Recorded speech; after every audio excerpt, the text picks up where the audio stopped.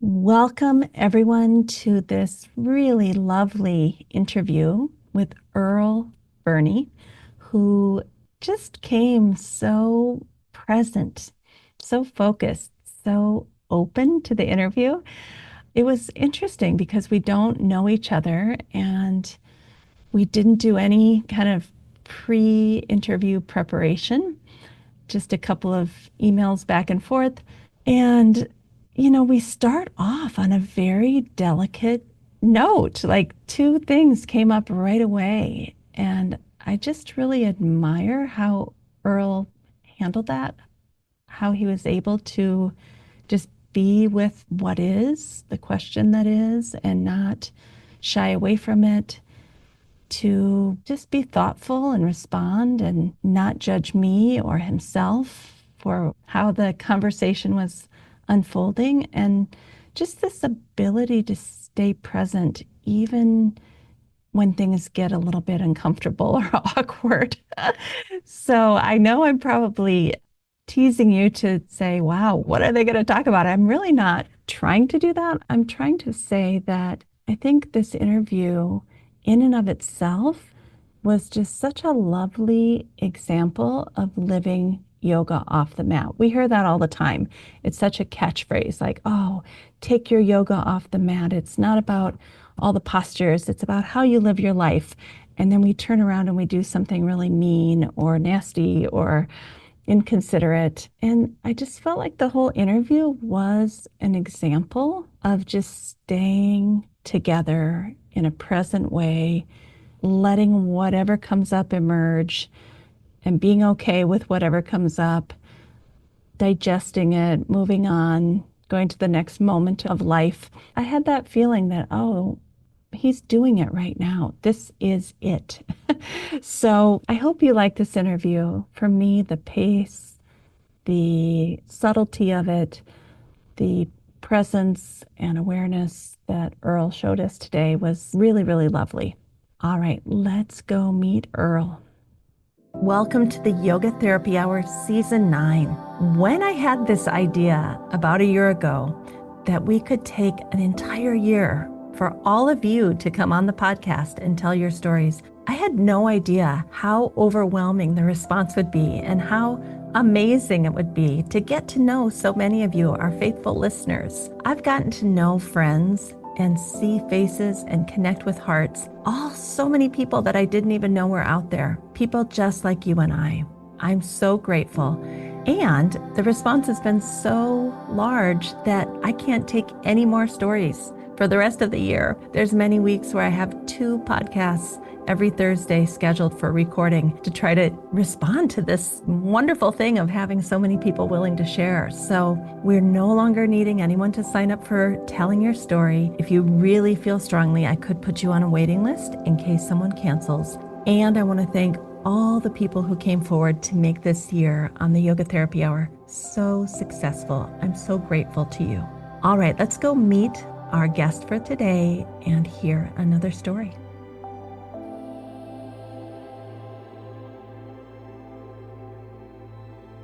Welcome, Earle. It's so nice to meet you. Thanks, Amy. Earle, where are you joining us from? Just so our listeners can imagine me near Minneapolis, Minnesota, and you are? Yeah, I'm in Brooklyn. I've been in New York for 5 years and soon to head back to the desert in Arizona. So a Where in limited Arizona? time. I used to live way southeast, tiny town outside of Bowie. We started a retreat center. Wow. All right. Well, I want to hear more about that too, but let's hold off on that till the end when we tell people That how they can be in touch with you and what you're doing these days. So, Earle, you and I don't know each other and we're just meeting. And I always say, if the guest is willing, I just like to keep it really fresh. Like we're having a cup of coffee together. We've just sat down at a cafe. We're meeting for the first time. So that's kind of where we are. So, why don't you tell us about your first yoga class? I think you said it was in 1997. My first yoga class, that's a funny story. My very first yoga class was probably right around then. Gosh, I mean, to be honest, I was in prison. I was in New Zealand. somebody pulled out a Iyengar book, The Light on Yoga. And we were just Like in the library? I don't know where he got it from. I maybe the library was terrible, but yeah, he just got the book and we were going through some poses, and that was really the very first time. Wow. And Here we are. I Jumping in mean, the this is such an middle. interesting way to start. So, were you immediately hooked? Was it like, this is kind of esoteric? What is it? Like, do you remember? It was quite a long time ago. I mean, Yeah, it was very new. And it was coinciding with the start of me. I'd always kind of been interested in philosophy, mm, not interested in religion, but interested in what's the meaning of the world? Why are we here? What's this all about? Which, in some ways kind of led me to where I was at that time. I had never seen a yoga mat.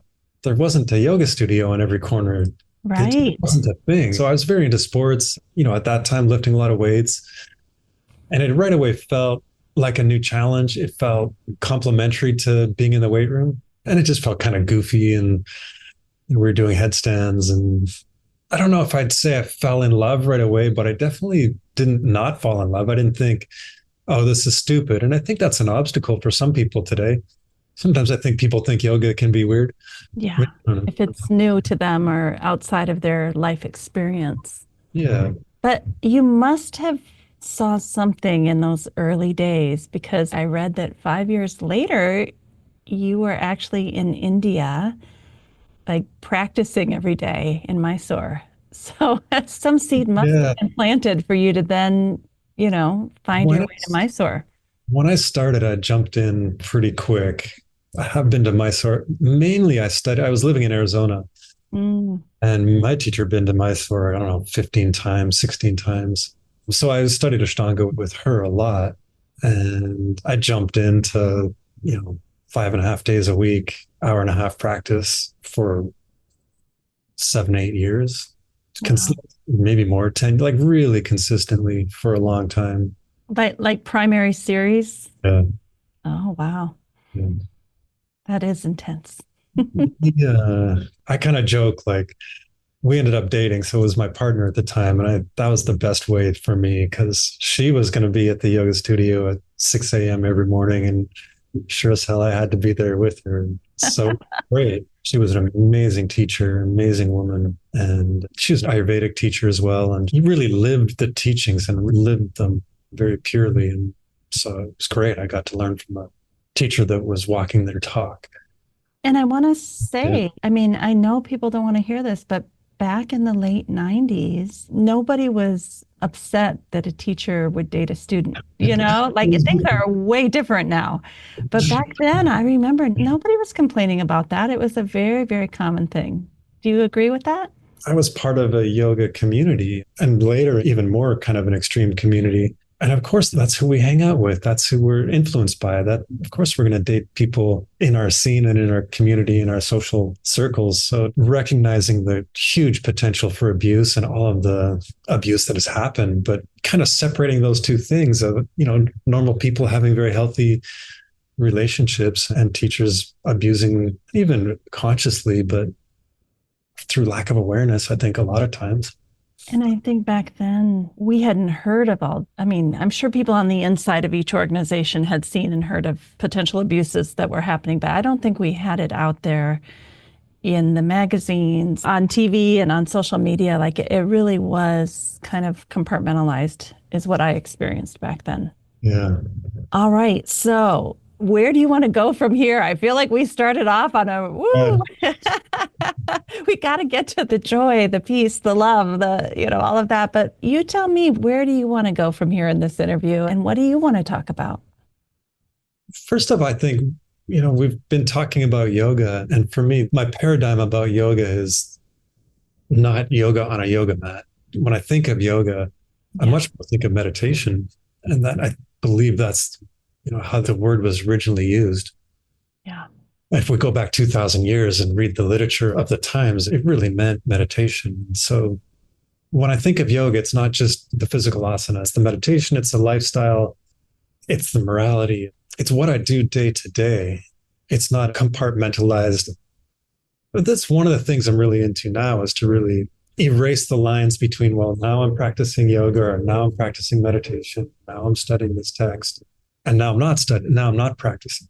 Yeah, And to see yoga as a much more moment to moment thing that I do, that I'm trying to live my life through the eyes of what does it mean to me to be a yogi, which I think, again, might have a weird connotation for people, someone that's dropped out of society, or someone, originally back in the day, a meditator up in the Himalayas or something. But very, renunciate.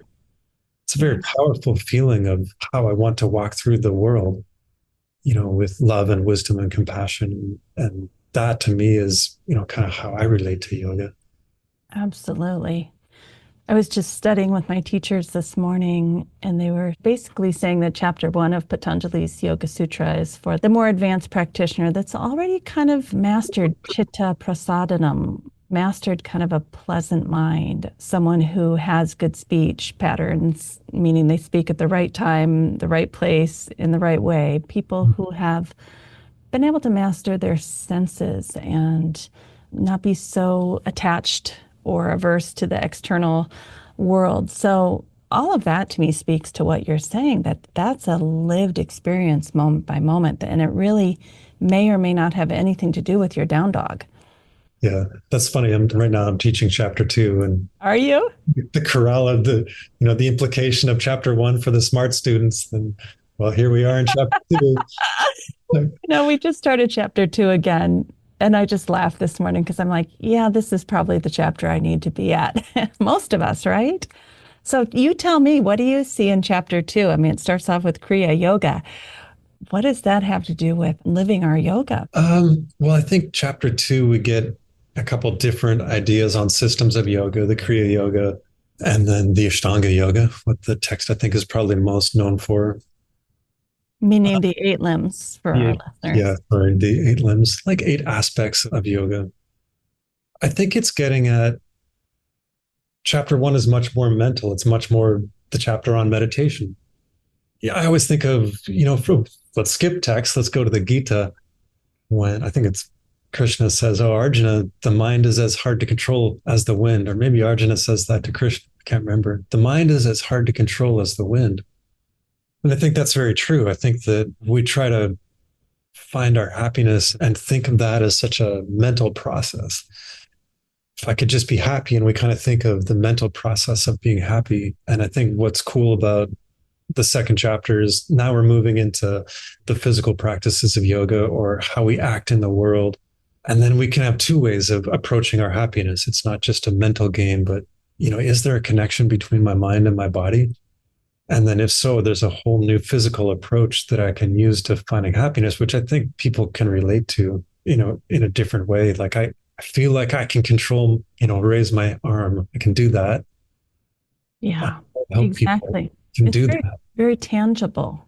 Can But you inhale and lift your arm for the same number of counts of your breath and your arm moving up? yeah, Focus the mind.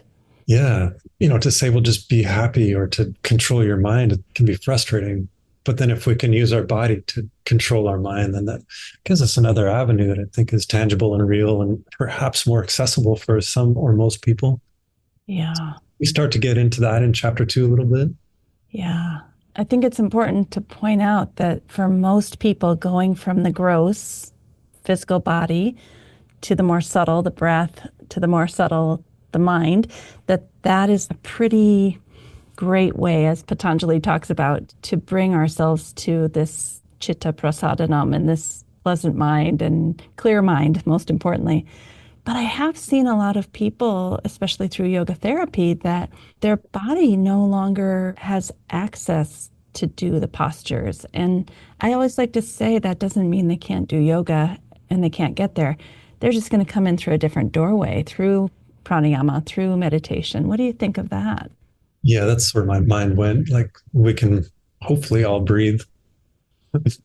And I think it's not even maybe that extreme of, can most people even just do some simple movement and the health benefits from that? But I think the whole yoga journey kind of become a little bit physically extreme of, I can't tell you how many people I hear, oh, I can't do that.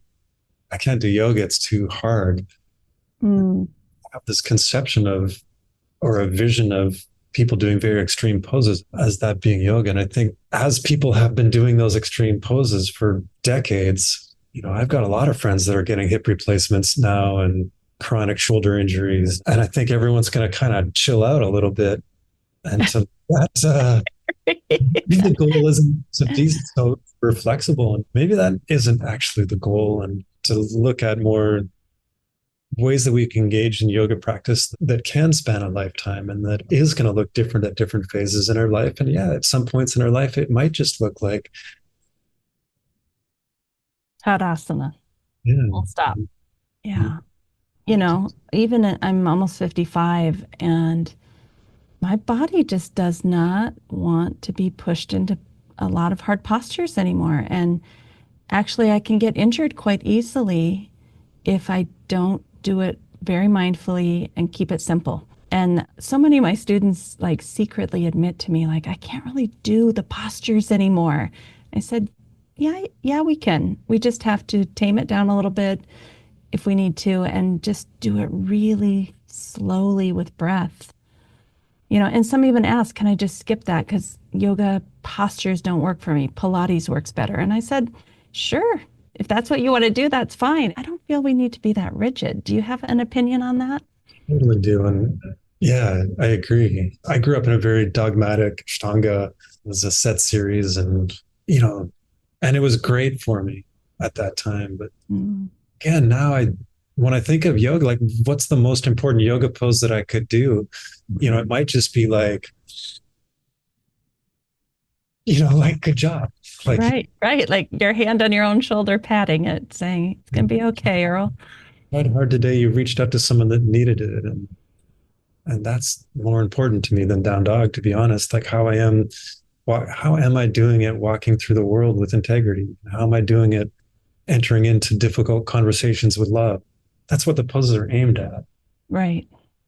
And so I'd rather evaluate myself on, am I trying to work out and weed out the little lies that I continue to say, or, trying to, uh, you know, I'm good at not lying, but I'm not always good at the whole truth.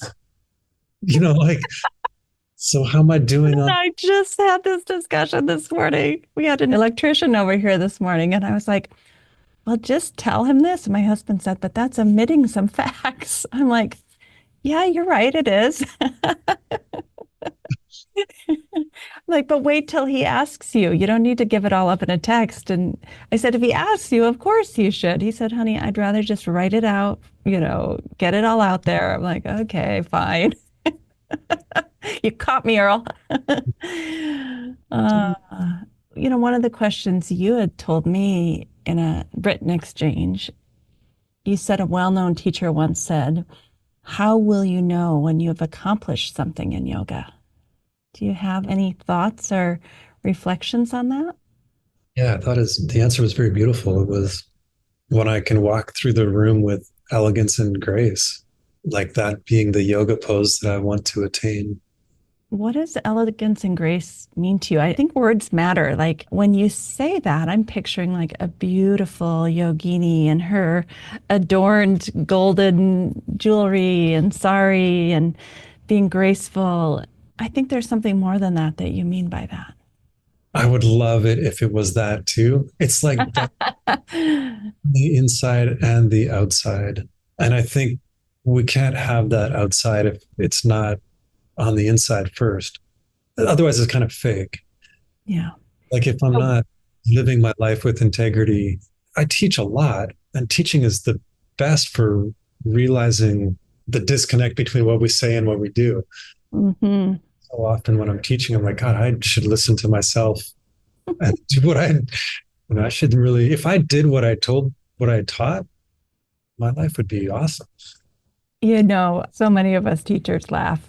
Like we say, we hear our own voices. And again, my husband hears me teaching and calls me out.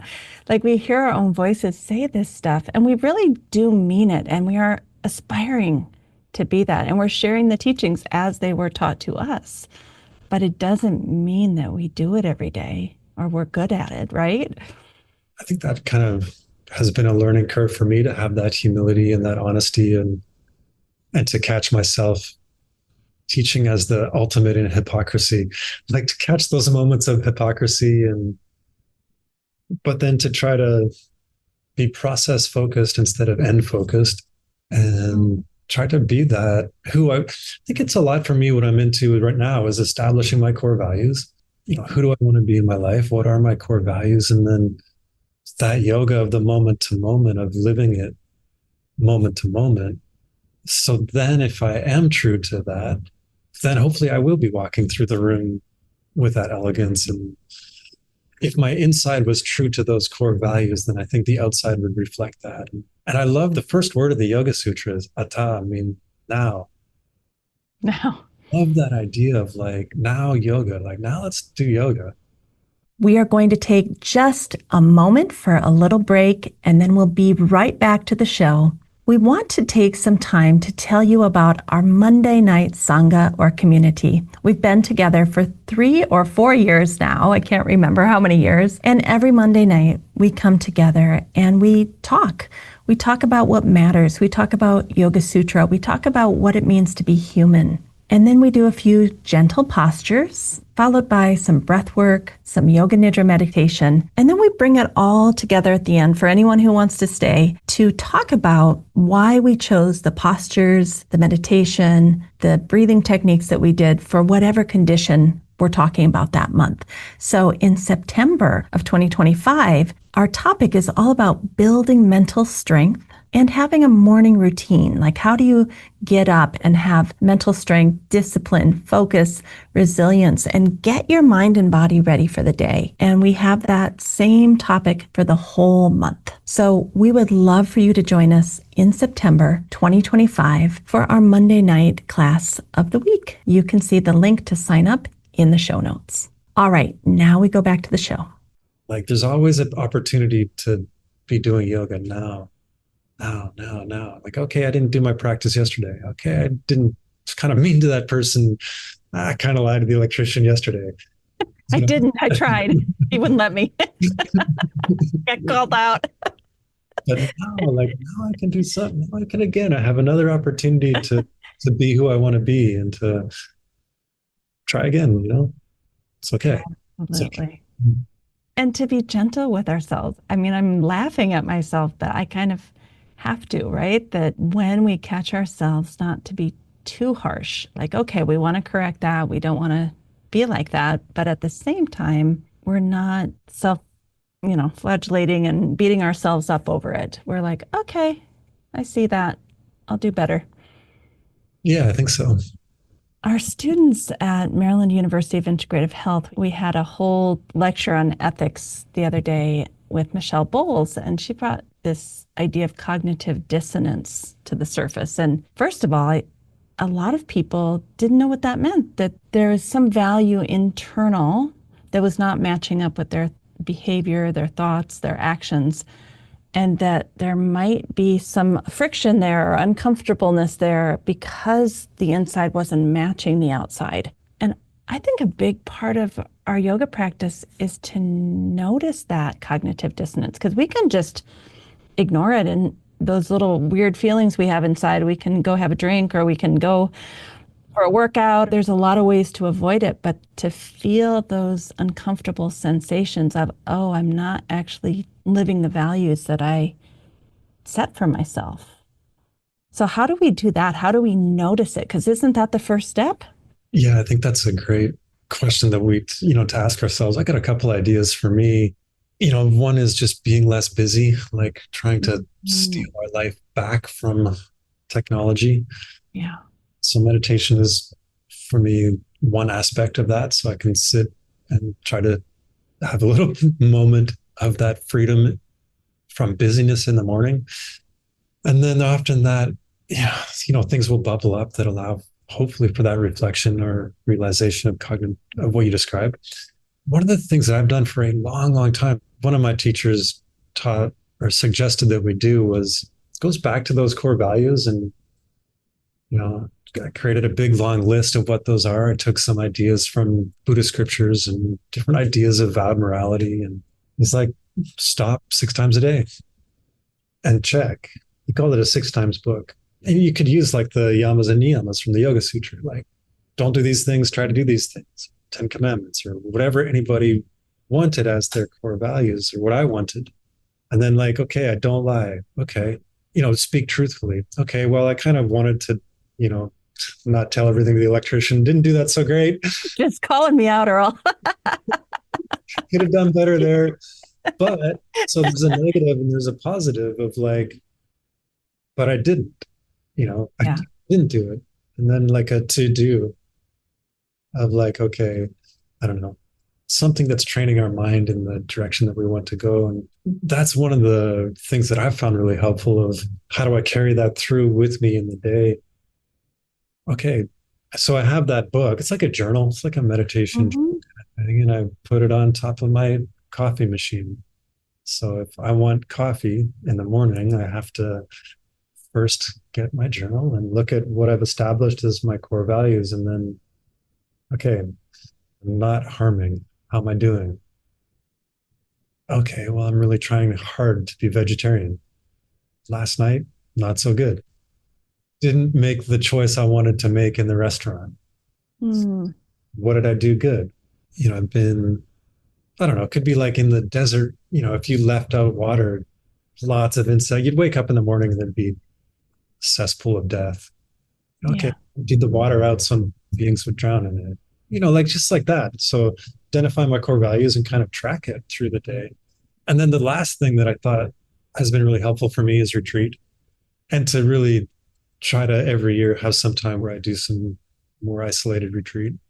Yeah. I think two of the things you said, I mean, all three really resonate with me, but two of them specifically, which I feel are so hard, are to create the space and time to slow down, whether that's on a daily basis or a retreat, to have the space to even do the self reflection or to not feel so rushed off to your next activity. Like there's got to be space for us to become regulated in our nervous system, to settle the mind, and then have some coffee reflection Yeah. time. You know what I'm saying? Like, I think the way we pack our lives so full, it is almost impossible for us to do this deeper work of self reflection and yama and niyama.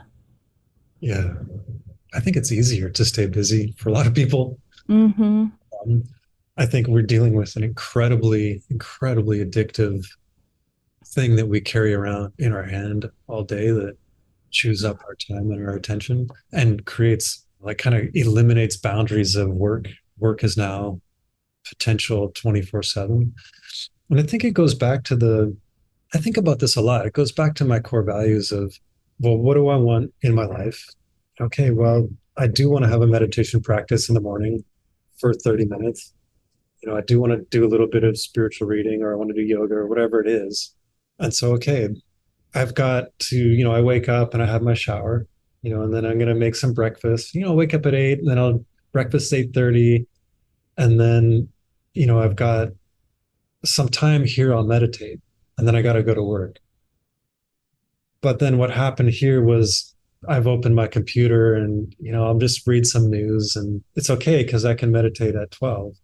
And, comes and I've just eaten and I'm like, I'll do it tonight. I've got some time after work, I'll do it tonight. And then someone's like, well, let's go out. And so what we're doing is we're fitting our meditation practice into our life.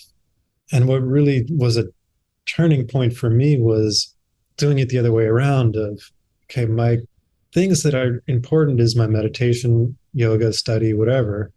So my life has to fit into that. Because I'm meditating from 8 till 8:30, there's nothing else that can go there. Yep. And so can I fit my life into my practice? And it's a little bit artificial because my practice is my work and my responsibilities with family. And, it's not quite that clean. But that mindset was very helpful for me to live the values that I had established for myself when these became non negotiable instead of these. Yeah, it's like bookmarks in our day that we come home to and prioritizing the bookmarks, the time where we just get to be for a few minutes versus if we let our day take over there. There will not be slots open for that. It just doesn't work that way. Yeah, it sounds easy. It's a real challenge. Like you said, it's incredibly difficult. I think, I don't know about you, if you have children, living with you at the Diamond Mountain University, I don't have children and I have total control over my schedule. I have a supportive spouse and I still have trouble doing it. I can't even imagine the needs of like a larger family, like how you could put up those boundaries. It would be really challenging. Yeah. And then we have to look at, how can we engage in those things as our practice? Hmm. A huge practice for me has been, it was taught to me as a meditation called harvesting joy. Mm. And it's just simple, like walking down the street and then just stop. And like, is there something in my direct vicinity through one of the senses that I can recognize and enjoy? Can I hear children laughing or birds or the music? Can I smell something pleasant, the smell of the coffee in my house this morning, or, just have a look around? And so just journey through the senses. And is there something right now in my direct experience that's enjoyable? And when I was taught that, it was one of the times that I actually did the practice well. Most times I hear something cool, I blow it off and forget about it. But that I really did for like 18 months every day, really tried to do it. And every single time I stopped, there was something. And it Yeah. was such a cool experience to understand like we have such a, our brain is wired to notice the negative. We are hard. Yeah. So we need to retrain the mind to be glass half fullists. And Yeah. I think, all that we know from Buddhism, from yoga, neuroscience is starting to actually show scientific results about things like you're talking about, rewiring the neural pathways for positive as opposed to there's a risk I might not survive. I have to think about the negative. And in some ways, I feel like we are at such a precious time as humans when we can have this scientific knowledge matching up with the spiritual knowledge. We know it's true. We actually have access to these teachings amazingly, right? Like it's a precious moment in time for each of us. yeah, it's cool to see it all coming together. Yeah. So I also know that one of your big values that you've been wanting to live by is love. Hmm. So tell me more about that value. Oh, putting me on the spot. My question to you is, what is one piece of advice you would give our listeners about your life?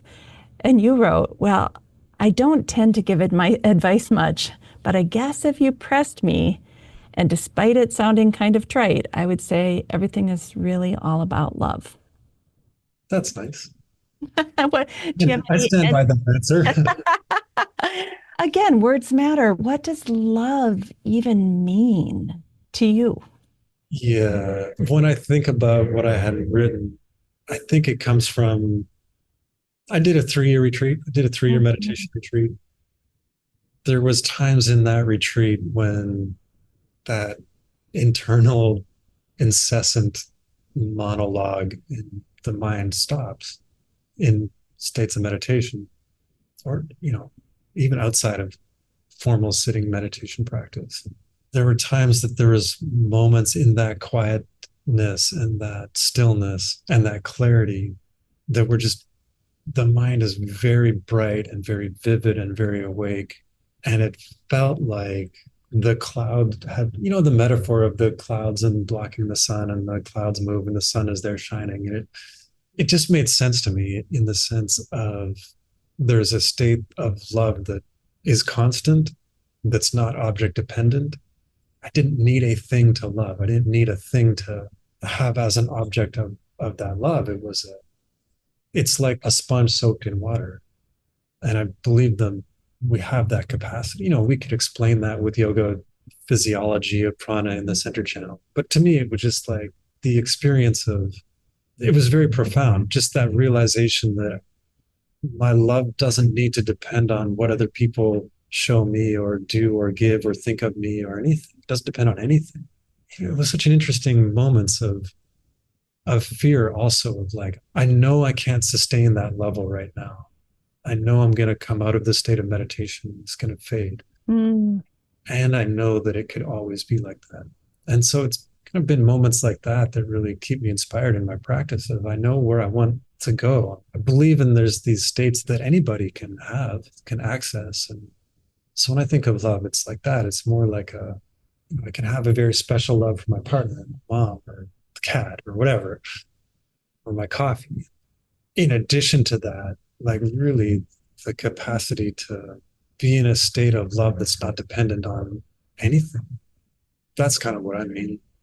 I can see that state as beyond words to articulate that experience, right? It's too subtle. But what I'm getting from you, if I were to try to paraphrase it back and you can refine this, is like there's a state of kind of unconditional positive regard, of benevolence for all beings and all that is, an openness or receptivity to connect if it happens, just feeling okay with things as they are and no resistance. Does any of that resonate? Yeah, it does. And that love can be called into action in many different ways. It's not standing by in the face of injustice. Mm-hmm. It's that love is going to be called into action in a way that might look more forceful or more powerful. The basis behind the intention of the action comes from a place, like you said, of connection or of concern or compassion. Yeah. It felt like that also very powerful. Like I'm not a doormat. Mm-hmm. It's not like that. So yeah, all of that. So, Earl, we just have a few minutes left, and I want to know more about the Diamond Mountain University and what it is that you're doing, which I guess is in Arizona, yes? Yeah, Diamond Mountain is a retreat center I helped start in 2004. People from all over the world came and we did a 7 year program, an advanced program in Tibetan Buddhism, mostly yoga. Mhm. And then a group of people went into a 3 year retreat. Diamond Mountain now exists as a retreat center for people to do personal retreat or group retreat. It's a beautiful center in the middle of the desert. It's very remote. It's very, very quiet. And the cabins are, off grid. It's a fantastic place for a personal retreat. I'm still involved in that organization and some other, the main organization I teach for now is called the Yoga Studies Institute. Mm, It's an online platform and we develop yoga programs and meditation programs and philosophy programs. And then we distribute those programs around the world. So I do that. I teach locally in New York at a place called the Three Jewels, which is a yoga meditation studio. They have a really great group of teachers and a ton of classes online and really amazing. They have a 200-hour meditation teacher training. They have a 200-hour yoga teacher training. They lead retreats, beautiful community. So those are my two organizations I teach with now. So weekly classes. Mostly I teach meditation, and a lot of that is really focused on how to train the mind in single pointed concentration and the techniques that we can do to do that. There's a path. It shouldn't be a mystery. We can follow the path. I know. yeah, I'm amazed with the kind of the blueprint from Buddhism as well as even Patanjali's Yoga Sutra and some of the other texts about here's kind of the steps to get there. It really is a beautiful map for us, but it requires a teacher who's been working with that map, who also has a teacher. It's not that easy to find someone who's really serious about helping others figure out how to get their minds to feel better more of the time. I think there's a lot of great yoga teachers, and I think that we'll see, the next wave of is will be meditation teachers and people Yeah. leading retreats and digital detox and Yeah. yeah, exactly. There's a profound roadmap for how to train the mind in meditation. It was really helpful for me because I just sat down and meditated and I didn't have instructions and I developed all sorts of bad habits and I got worse. Yeah. And it took years to break out of those bad habits and to learn 9 stage path. Each stage has its own problems and its own solutions and its own techniques, and we can do that. Yeah. Well, thank you, Earl, for sharing so much of your heart with us today. And I know that you're off to teach this morning. So I want to wish you well in your teaching this morning and just want to say thank you for being here with us. Yeah, it was great. I really appreciate it. Well, thank you so much for being with us today, Earl. It was lovely to meet you and get to know a little bit more about who you are and how you work with your own self through your yoga practice, specifically more of a meditative based yoga. And I wanted to show people the websites that kind of correspond with where you can find Earle Birney. One of them is the Yoga Studies Institute, which is www.yogastudiesinstitute.org. Beautiful website, transform your world, not just your body. And then another place that Earle works that I'd like to point out is the Three Jewels organization in New York City, which is www.threejewels.org. And that's not your average yoga studio. So if you want to learn more and hear more about Earle Birney, we'd love to have you check those resources out. And I think Earle has given us so much to think about today with respect to the yamas, our social disciplines, the niyamas, our personal way that we take care of ourselves as the foundation. In those 8 limbs of Ashtanga Yoga, it's take care of others, take care of yourself. Now do your internal work. Now do some postures. Now do some breath work. Now see if you can draw your senses inward and start to have that one-pointed focus of concentration. Then can you go deeper into the different layers of absorption and maybe eventually kind of let go of this sense of I, me, mine, so that you can feel a little bit more love or oneness or peace, all the different layers of samadhi, to feel balanced within yourself. So I love that our discussion today really focused on these kind of foundational steps of finding out what our values are and then kind of observing ourselves tenderly as we follow through with what we value, or also find ourselves maybe not doing exactly what we said we value. And always knowing that we can change things around too. We can say, okay, well, apparently I have not been able to live this value. So what support systems can I put in place? What else could I do to help me live the values that I talk about? So thank you so much, Earle, for helping us to reflect on this morning. It's a great start to the week, and I wish all of you listening so much goodness, so much benevolence, kindness, compassion, and sweetness as you go into your week. Thank you to our guests this week, and thank you to all of you who are listeners of the Yoga Therapy Hour. I'm not sure if you know, but I've had a life change in the last year. I'm now the chair of yoga therapy and Ayurveda at Maryland University of Integrative Health. We are having some changes there. In the fall of 2025, we expect that a full merger will have happened with Notre Dame of Maryland University, and we will become a graduate school at Notre Dame of Maryland University. We're going to be called the School of Integrative Health. If you're interested in a master's degree in yoga therapy, we'd love to talk to you. Or if you're interested in a post-master's certificate, meaning you have a master's in some other area, but you would like to now come and study therapeutic yoga, we would also love to have a chance to show you our program. We also have certificate programs in Ayurveda. So if you're interested, just come to www.theoptimalstate.com and find me, or you can look us up at Notre Dame of Maryland University. Until the merger happens, will still be over at www.muih.edu. Thank you for listening. We look forward to seeing you next week. Thank you for listening to the Yoga Therapy Hour. We wish you a wonderful week. We hope that somehow, in a small way, we've contributed to your well-being so that you can go out and share that well-being with others. That's what life is all about, bringing in the goodness through you and then shining it out to the world.